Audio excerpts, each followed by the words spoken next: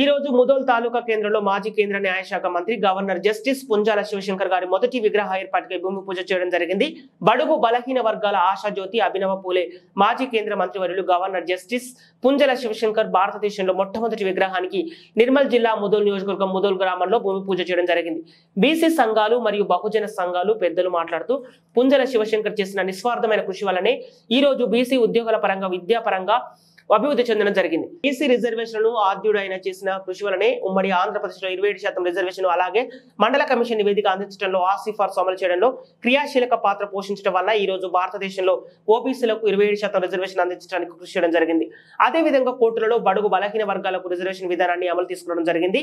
విదేశాంగ విధానంలో ఆర్థిక కోణాన్ని అమలు చేసిన ఘనత కూడా పొందిన శివశంకర్ గారికి దక్కుతుంది.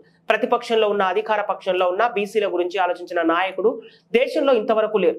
బహుజనులు మరియు బీసీలు అని పిలువబడే ప్రతి ఒక్కరు కూడా శివశంకర్ గారి జీవిత చరిత్రను ఆయనను తెలుసుకోవాల్సిన ఆవశ్యకత ఉంది. ఆయన చేసిన కృషిని కూడా గుర్తించి అతన్ని స్మరించుకోవాల్సిన అవసరం కూడా ఉంది.